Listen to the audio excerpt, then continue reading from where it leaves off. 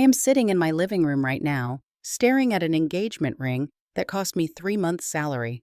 2 years ago, I got down on one knee and gave this ring to the woman I thought was my forever. Our wedding was supposed to happen in 3 months. 4 years together. 4 years of what I believed was pure, honest love. But that iPad she left on the kitchen counter changed everything. She told her Mexican husband that I was her mentally ill brother who could not live alone. I have blocked 73 phone numbers so far. Her last message said she is living in her car. Before I share this story, let me know in the comments where you are watching from today. If you believe in karma and real love, hit that like button and subscribe to join this community. Now let me tell you how one forgotten iPad destroyed the most elaborate lie I have ever witnessed. My name is Marcus. I am 32 years old and I work as a software engineer at a tech company in Austin, Texas. I grew up in the suburbs with parents who have been married for 35 years. My father still brings my mother flowers every Friday, and they hold hands when they walk through the grocery store. I grew up believing that love like theirs was normal, that finding your person and building a life together was just what happened when you met the right one. I met Layla 4 years ago at a technology conference downtown. She was working in marketing for a pharmaceutical company, handing out brochures at a booth near the coffee station. I remember the exact moment I saw her. She had dark brown hair that fell just past her shoulders, hazel eyes that seemed to catch every light in the room, and this smile that made my chest feel tight in the best possible way. I walked over pretending to be interested in whatever her company was selling, but really, I just wanted to hear her voice. We talked for 20 minutes that day. She laughed at my terrible jokes. She asked me questions about my work like she genuinely cared. By the end of the conference, I had her number saved in my phone, and I could not stop thinking about her. Our first date was at a small Italian restaurant near downtown. She ordered the same pasta dish as me, without knowing what I was getting. She told me about growing up in California, about her dreams of traveling the world, about how she wanted a family someday, with kids and a dog, and a house with a big backyard. Everything she said felt like she was reading pages from my own heart. The years that followed were the happiest of my life. We took our first trip together to Colorado, hiking through mountains and staying in a cabin with no internet for a whole weekend. I proposed to her on Galveston Beach at sunset, and she cried and said yes before I even finished my sentence. I bought a house for us. We painted the walls together, picked out furniture, argued about whether the couch should face the television or the window. We talked about having 2 kids, maybe 3. We talked about growing old together. My family adored Layla. My mother treated her like the daughter she never had. They would spend hours in the kitchen together during holidays, and my mom would call her just to chat during the week. My father said I had found a good one, that Layla had a kind heart and a good head on her shoulders. My younger sister considered her a best friend. Layla was always so caring, so attentive. She would cook dinner when I worked late, leaving little notes on the containers in the fridge. She sent me sweet messages every morning, just a few words to let me know she was thinking about me. She remembered every important date, every small preference, every story I ever told her. But there was one thing about Layla that I accepted without question. Her job required frequent travel, especially to Mexico. Her company had a branch there, she explained, and she was one of the few marketing specialists who spoke fluent Spanish. She would be gone for about a week every month, sometimes 2 weeks. I never questioned it. I was proud of her, honestly. I bragged to my friends about my successful fiancé who was climbing the corporate ladder. When she traveled, we would video call every night. She was always in what looked like a hotel room, always smiling, always telling me she missed me and could not wait to come home. Looking back now, the signs were there. I just refused to see them. Layla never wanted me to join her on those business trips. I offered multiple times, suggesting I could work remotely and we could explore Mexico City together on the weekends. She always had a reason why it would not work. The meetings were too intense. Her schedule was too unpredictable. She would not have time for me and would feel guilty. She had a second phone that she said was for work. It was company policy. She told me to keep business communications separate. That phone was always on silent, always tucked away in her purse where I could not see the screen. Sometimes she would get calls and step outside to take them. Important clients, she said. Time zone differences made the calls come at odd hours. And the social media thing. Layla did not want me posting photos of us online. She valued her privacy, she explained. She did not want her professional contacts seeing her personal life. She said it was about boundaries, about keeping work and home separate. I thought I was being a supportive partner by respecting her wishes. I thought I was giving her space. I told myself that trust was the foundation of a relationship. I told myself that jealousy was toxic and I would not be that kind of man. I told myself that Layla loved me and would never do anything to hurt us. I was so blind. It was a Saturday morning, completely ordinary in every way. Layla had left for Mexico 3 days earlier, another routine business trip that would keep her away for 10 days. I woke up late around 9:30 and walked downstairs to make coffee. That is when I saw it. Her iPad was sitting on the kitchen counter, partially hidden behind the fruit bowl. She must have forgotten it in her rush to catch her early flight. I made a mental note to text her about it, figuring she might need me to ship it to her. I was pouring my coffee when the screen lit up with a notification. I glanced at it casually, not intending to pry, just a reflex, when something lights up near you. The message was from a contact named Mi Amor, with a heart emoji next to it. The preview showed Spanish text that I could partially understand from my high school classes. Te extraño mucho mi esposa. Cuando regresas a casa, I stood there, frozen coffee cup, halfway to my mouth. Mi esposa. Even with my limited Spanish, I knew what that meant. My wife. I told myself there had to be an explanation. Maybe it was a joke from a coworker. Maybe it was some kind of Spanish term of endearment that did not mean what I thought. My hands were shaking as I picked up the iPad. The device was not locked. Layla never set passwords on anything at home because she said she had nothing to hide. I opened the messages. The conversation was with someone named Ricardo Mendez. I scrolled up and the messages kept going. And going. Thousands of messages spanning back 4 years. 4 years of conversations in Spanish, filled with heart emojis and romantic phrases and photos I had never seen. Photos of Layla in places I did not recognize. Photos of her with a man I had never seen before. Photos of them together, his arm around her waist, her head on his shoulder, both of them smiling like they were the happiest people in the world. And then I found the album. It was hidden in a folder called Work Documents, but when I opened it, there were no documents. There were wedding photos. Layla in a white dress, simple but beautiful, standing in front of a small church with pink flowers climbing up the walls. The man beside her wore a gray suit. They were kissing, husband and wife. The date stamp on the photos was 4 years ago, 2 months after she and I started dating. She had married him 2 months into our relationship. I kept scrolling, unable to stop, even though every image felt like a knife in my chest. There was their house, a small yellow home with a flower garden in the front. There were holiday photos, birthday parties, quiet dinners at what looked like their kitchen table. There was an entire life I knew nothing about.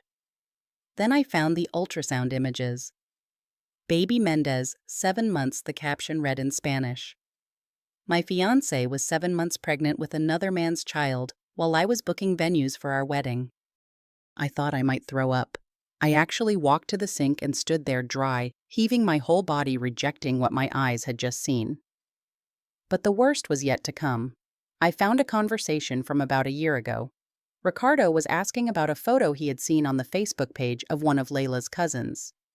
In the photo, Layla and I were at a family barbecue standing close together, clearly a couple. Ricardo asked who I was. Layla's response destroyed me in ways I cannot fully describe. That is Marcus, my brother. He has severe mental illness and cannot live alone. I have to take care of him when I am in the United States. It is a family obligation. He does not really understand what is happening around him most of the time. It is very sad. Ricardo had responded with sympathy.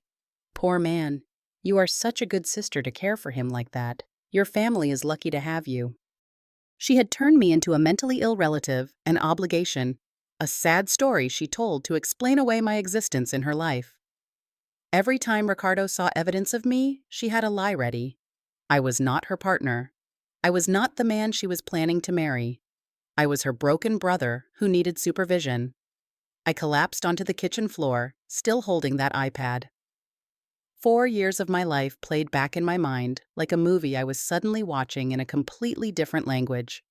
Every kiss, every whispered I love you, every plan we made, every time she held my hand and told me I was her everything.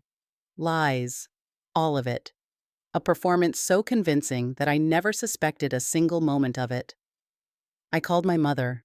I could barely speak through the tightness in my throat, could barely get words past the pain crushing my chest. All I managed was Mom. I need you before I broke down completely. She was at my house in 20 minutes. She held me on that kitchen floor while I sobbed like I had not sobbed since I was a child. She did not ask questions. She just held me and let me fall apart. For 2 days, I did nothing. I did not eat. I did not sleep. I did not answer calls from Layla asking if I had seen her iPad. I just sat in my house surrounded by all the things we had built together and let the reality settle into my bones. On the third day, I woke up with a different feeling. The shock was fading, and something harder was taking its place. Not anger exactly, more like clarity, cold, sharp clarity about what I needed to do. Ricardo Mendez was not a villain. He was a victim just like me. He was a man who loved his wife, who was excited about becoming a father, who had no idea that his entire marriage was built on the same lies as my engagement. I found his Facebook profile. His posts were all in Spanish, but I could understand enough. Photos of him working on furniture in what looked like a carpentry workshop. Posts about how excited he was to meet his baby. A long message about how blessed he felt to have found a wife who supported his dreams.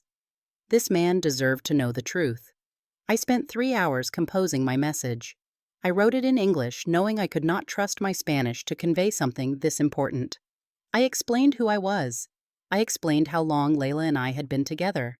I explained that we were engaged, that we were planning a wedding, that I had just discovered her secret life through her forgotten iPad. I attached our engagement photos. I attached the contract from our wedding venue. I attached screenshots of text conversations between Layla and me, messages filled with love and wedding planning, and discussions about our future children. My finger hovered over the send button for 10 minutes before I finally pressed it. The waiting was agony. I checked my phone every 30 seconds, unable to focus on anything else. 3 hours later, a response appeared. The English was broken, but the pain was perfectly clear. This is true. She is your fiancé. We married 4 years. She pregnant my baby. Please, I need know everything. I sent him more. The receipt for her engagement ring, photos from our trips together, screenshots showing dates and times that proved where she really was when she told him she was visiting her sick brother in America. Over the next 2 days, Ricardo and I exchanged dozens of messages. He told me about their life together, about how they met at a festival in Monterrey, about their small wedding with just family present, about their little yellow house that he had built with his own hands. He told me about the baby, how they had tried for 2 years before finally getting pregnant, how Layla cried with joy when the test came back positive. Then Layla came back to Mexico. Ricardo told me what happened through voice messages that I translated with an app. He confronted her the night she arrived. At first, she denied everything. She said I was a stalker, an obsessed man who had fabricated evidence to destroy her marriage. She said someone had hacked her iPad and created fake messages. Ricardo showed her the evidence, all of it. The venue contracts with her signature, the engagement photos with the ring I had bought clearly visible on her finger, the airline records showing her flights to Austin not to visit a sick brother, but to live with her American fiancé. Layla broke down. She admitted everything. She sobbed and begged for forgiveness, saying she loved them both and could not choose, saying she never meant for anyone to get hurt, saying she had been planning to figure it out somehow before the wedding. Ricardo told her to leave, that night. He did not care that she was 7 months pregnant. He did not care that she had nowhere to go. He wanted her out of his house, out of his life. 3 days later, Layla showed up at my door. It was after midnight when the doorbell rang. I looked through the peephole and saw her standing there, mascara running down her face, her pregnant belly visible under her coat. She was shivering in the February cold. I opened the door but did not let her in. She fell to her knees on my porch. "Marcus, please," she begged. "You are the one I truly love." Mexico was a mistake, a terrible mistake. I was young and confused and I did not know what I wanted. But I know now. It is you. It has always been you. Please give me another chance. I looked at her. I looked at the belly carrying another man's child. I looked at the face I had loved so completely, the face that had lied to me every single day for 4 years. I said only one thing. A mistake that lasts 4 years is not a mistake. It is a choice. Then I closed the door and walked away. The fallout was swift and total. Ricardo filed for divorce and sued Layla for marriage fraud under Mexican law. He demanded full custody of the baby and financial compensation for the years of deception. Layla's company discovered that her business trips to Mexico were largely fabricated. She had been using company resources to maintain her double life, billing fake client meetings and expensing hotels she never stayed in. They terminated her immediately. My family, who had loved her like their own, cut all contact. My mother told me she felt physically ill, knowing she had welcomed a stranger into our home, that all those conversations in the kitchen had been with someone who did not really exist. Layla lost everything: her job, her husband, her reputation, her home on both sides of the border. And then the messages started. The first ones were apologetic. Long paragraphs begging for forgiveness, promising to make things right, swearing she had changed. I blocked the number. A new number would text. Then another. They came from WhatsApp, from regular text messages, from social media accounts I did not know she had. The tone shifted over time. Less apologetic, more desperate, more unhinged. "I miss you so much, it hurts to breathe. I have nothing left. You were everything to me." I blocked each number as it appeared. I kept count without really meaning to. 73 numbers so far. The last message I read before blocking came 2 weeks ago. "I am living in my car," it said. "Ricardo took everything. I am due in 4 weeks and I have nowhere to go. Please, Marcus. Please." I blocked that number too. The first few months after everything ended were the hardest of my life. I walked through my days feeling hollow, like someone had scooped out everything inside me and left just the shell. Every room in our house held memories I could not escape. The kitchen where she used to cook for me. The bedroom where we used to talk about our future children. The backyard where I had imagined teaching those children to throw a baseball. I put the house on the market within a month. I could not stay there anymore. I took a leave of absence from work. I did not have the focus to write code or sit in meetings or pretend that everything was fine. I spent most days in bed cycling through the same questions that had no answers. Why did she choose this? Was any of it real? Did she ever actually love me? The hardest question was the one I asked myself in my darkest moments. What is wrong with me that she needed another entire life to be happy? My mother was my anchor during those weeks. She drove down from her house and stayed with me for the first 2 weeks, cooking the meals I had loved as a child, sitting with me when I could not be alone, giving me space when I needed to fall apart in private. She never said "I told you so," never pointed out signs I should have seen. She just loved me through it. My best friend Derek showed up one Saturday morning with fishing poles and a cooler full of drinks. He did not ask how I was doing or try to give me advice. He just drove us to a lake 2 hours outside the city and sat beside me on the dock all day. We barely spoke 10 sentences. It was exactly what I needed. My sister called every single day. She would talk about her kids, about funny things that happened at her job, about a recipe she tried that turned out terrible. She filled the silence with ordinary life, reminding me that the world kept turning even when mine had stopped. Slowly, I started to rebuild. I found a therapist who specialized in betrayal trauma. I had never been to therapy before, always thought I could handle my problems on my own. But this was too big to carry alone. Week after week, I sat in that office and unpacked everything. The lies, the humiliation, the way I questioned my own perception of reality. My therapist helped me understand something crucial. Layla's choices were about Layla, not about me.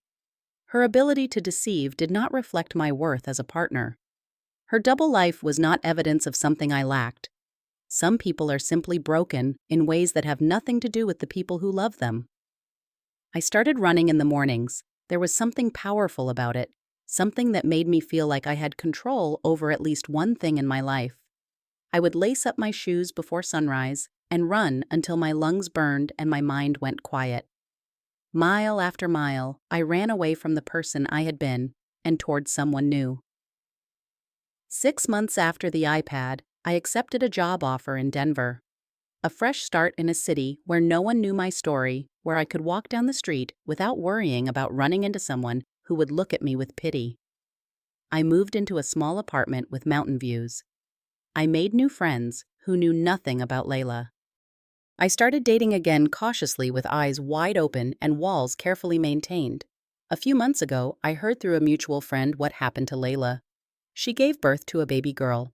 Ricardo won full custody in the Mexican court. Layla fought it, but her history of deception worked against her. She gets supervised visits once a month. The lawsuit took everything she had left. She declared bankruptcy. Last anyone heard, she was living with a distant relative somewhere in Arizona, trying to rebuild a life from the ashes of her lies. I felt nothing when I heard this. Not satisfaction, not pity, just a quiet acknowledgement that consequences have a way of finding people eventually. I do not hate Layla anymore. Hate requires energy, and I have better uses for mine. I feel something closer to sad curiosity when I think about her now. What emptiness must exist inside someone to build two complete lives on foundations of lies? What fear drives a person to deceive everyone who loves them? I will never understand it, and I have stopped trying. Here is what I learned from losing 4 years to a woman who never really existed. You cannot control what other people do. You can only control how you respond. I responded by refusing to let her deception define my future. I responded by choosing healing over bitterness. The truth, no matter how painful, is always better than a beautiful lie. I would rather have one agonizing day of reality than a lifetime of comfortable fiction. The truth set me free, even though it nearly destroyed me first. Trusting someone is not weakness. Betraying that trust is the shameful act, not giving it. I will not become someone who assumes the worst about everyone just because one person proved unworthy of my faith. I did not lose 4 years. I learned lessons that 4 years of a normal relationship might never have taught me. I learned what I will not tolerate. I learned what questions to ask. I learned to trust my instincts when something feels wrong. Today, I know my worth. I know I deserve love that does not require detective work to verify. I know that the right person will not need secret phones and hidden albums and lies in 2 languages. Sometimes I think about how different my life would be if Layla had remembered to pack that iPad. I would have married her. I would have lived in that house of lies forever, never knowing that my wife flew to Mexico every month to be with her real family. I might have found out eventually, maybe when we had children of our own, maybe when her other child showed up looking for her American siblings. The iPad was not a disaster. It was a gift wrapped in the worst possible packaging. So let me leave you with this question. Have you ever looked back at something that broke you and realized it actually saved you? Have you ever lost something you thought you needed, only to discover it was never really yours to begin with? Drop your story in the comments. I read every single one. If this story meant something to you, please hit the like button. Subscribe if you want to hear more stories about survival and truth. Share this with someone who needs to know that they can survive betrayal too. Thank you for listening. Thank you for being here. Whatever lies someone has told you, whatever trust has been broken, I hope you find your way to the other side. The truth hurts, but lies hurt longer.